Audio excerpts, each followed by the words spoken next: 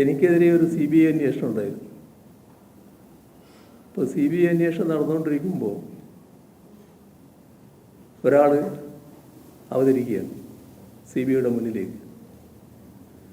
അയാൾ പറഞ്ഞു,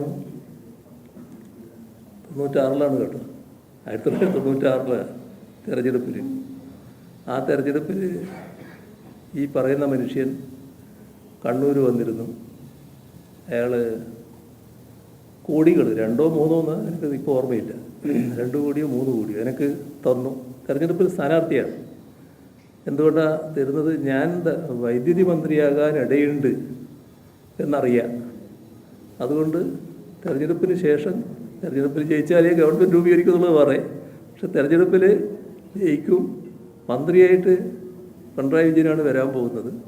ആ ധാരണയിൽ ഈ പറയുന്ന കോടി 2 or 3 എൻ്റെ കയ്യിൽ കൊണ്ടുതന്നു എന്നാണ് ഇയാളുടെ പരാതി.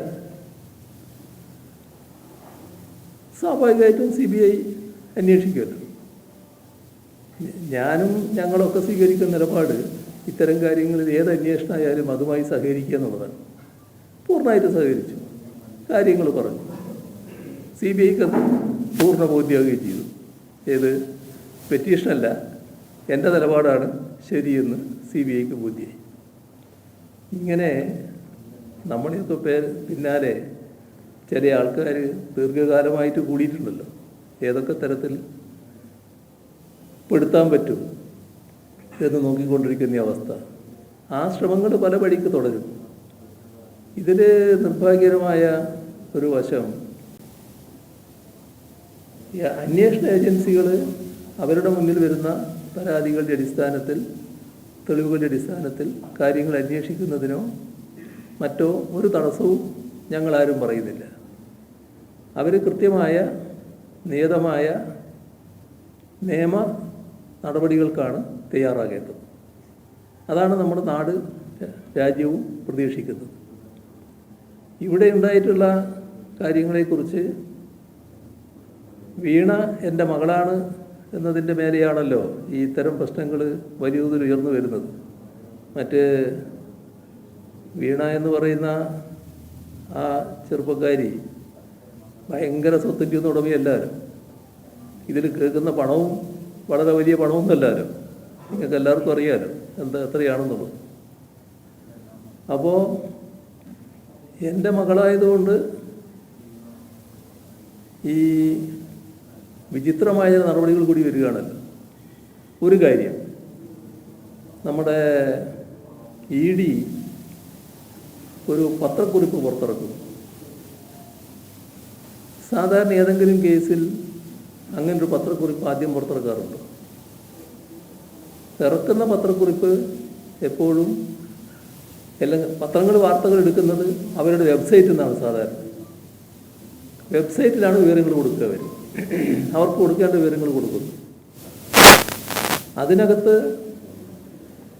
ED കൃത്യമായി ആ പുറത്തിറക്കിയ സ്റ്റേറ്റ്മെൻറ്റിൽ, പത്രക്കുറിപ്പിൽ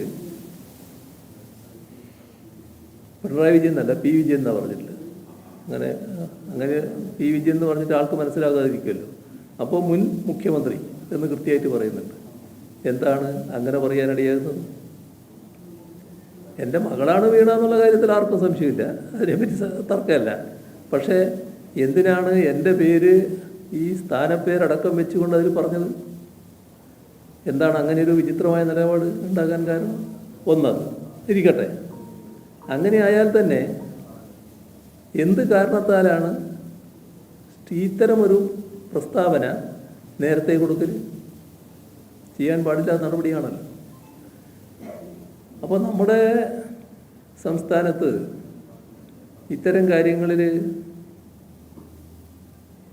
ഞാനുമായിട്ട് ബന്ധപ്പെട്ട കാര്യങ്ങളാകുമ്പോൾ ഏതെങ്കിലും തരത്തിൽ എൻ്റെ അടുത്തേക്ക് കൂടി എത്തിക്കാൻ പറ്റുമെന്ന് ചിന്തിക്കുന്ന പല ആളുകൾ കാണുമല്ലോ.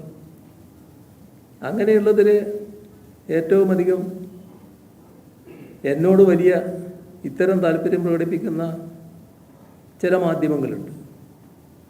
അതിലൊന്നാണ് മലയാള മനോരമ. മാമൻ മാത്യു ആണല്ലോ അതിൻ്റെ തലപ്പത്തിരിക്കുന്നയാൾ.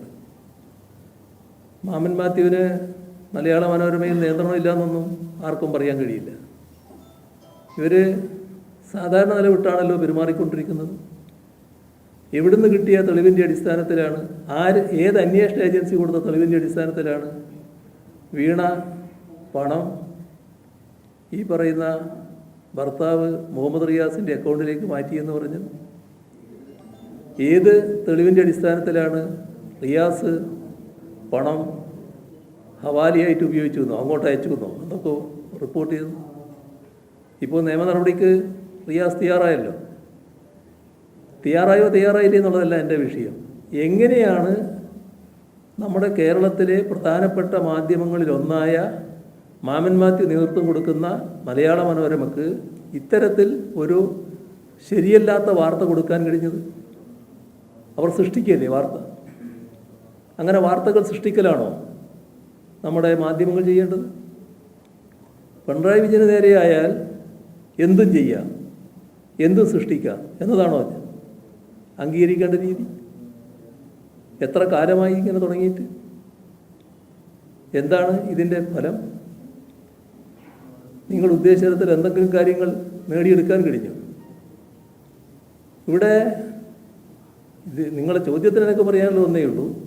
ഈ പറഞ്ഞ അന്വേഷണവുമായി ബന്ധപ്പെട്ട് അന്വേഷിക്കാൻ വന്നപ്പോൾ എല്ലാ രീതിയിലും വീണ സഹകരിച്ചിട്ടുണ്ട്.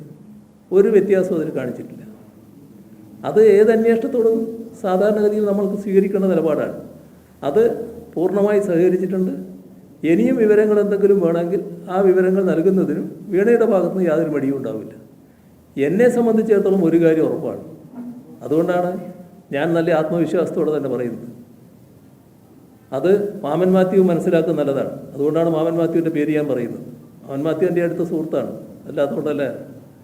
അയാളും കാര്യങ്ങൾ മനസ്സിലാക്കണമല്ലോ. എനിക്ക് പൂർണ്ണമായ വിശ്വാസം, അത് പൂർണ്ണ ബോധ്യം, ഞാനോ എൻ്റെ മകളോ എൻ്റെ കുടുംബാംഗങ്ങളിൽ ആരെങ്കിലുമോ ഒരു ഹവാല ഏർപ്പാടിന് നിന്നിട്ടില്ല. ഒരു ഹവാല ഏർപ്പാടുമില്ല. എല്ലാം സംശുദ്ധമായി നടക്കുന്നുള്ളൂ. ഞാൻ നേരത്തെ പറഞ്ഞൊരു വാചകമുണ്ട്, ഈ കൈകൾ എല്ലാ കാലത്തും ശുദ്ധമാണ്, ഇനിയും ശുദ്ധമായിരിക്കും. ഇതിൽ കറവരുണ്ട് ആക്കാം എന്ന് ധരിക്കണ്ട. അതുമാത്രമേ മാമൻ മാത്യുയോടും മലയാള മനോരമയോടും എനിക്ക് പറയാനുള്ളൂ. അപ്പോൾ ബാക്കി നമുക്ക് പിന്നീടാകാം. ബാക്കി ഇനിയാണോ നിൽക്കട്ടെ.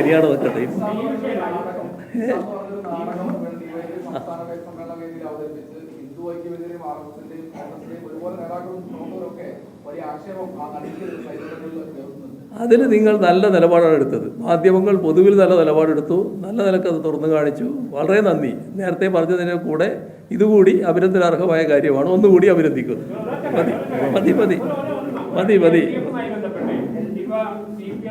പ്രധാനപ്പെട്ട നേതാക്കളും അങ്ങും LDF-ലെ ഉപനേതാവ് സംബന്ധിച്ചുള്ള ചർച്ച അവസാനിച്ചു എന്ന് പറഞ്ഞു. പക്ഷേ 3 മാസം കഴിഞ്ഞിട്ടും LDF എന്ന രീതിയിൽ ഒന്നിച്ചു പോകാനോ വിഷയങ്ങൾ ഏറ്റെടുക്കാനോ കഴിയുന്നില്ല. CPI-ക്ക് അത് ബോധ്യപ്പെടുന്നില്ല എന്നുള്ളൂ. LDF ഒന്നിച്ചു പോകുന്നതിനൊന്നും വിഷമമില്ല കേട്ടോ. LDF കഴിഞ്ഞ ദിവസം ആലോചിച്ചു, കാര്യങ്ങൾ ചർച്ച ചെയ്തു, അതിനൊന്നും ഒരു പ്രയാസമില്ല. ഇത് LDF-ന്റെ ഉപനേതാവ് എന്ന് പറയുന്നത് LDF നേതാവ് എന്ന നിലക്ക് സ്പീക്കർ പറഞ്ഞതുപോലെ ഒരു കത്ത് കൊടുക്കേണ്ട കാര്യം മാത്രമേ ഉള്ളൂ. ആ കത്ത് ഞാനാണ് എഴുതി കൊടുക്കേണ്ടത്. അത് കൊടുത്താൽ ഉപനേതാവ് വരും. ആ കത്ത് ഞാൻ കൊടുത്തോളാം, നിങ്ങൾ ബേജാറാവട്ടെ. അതൊക്കെ ബോധ്യപ്പെടും, ഒരു പ്രശ്നമില്ല.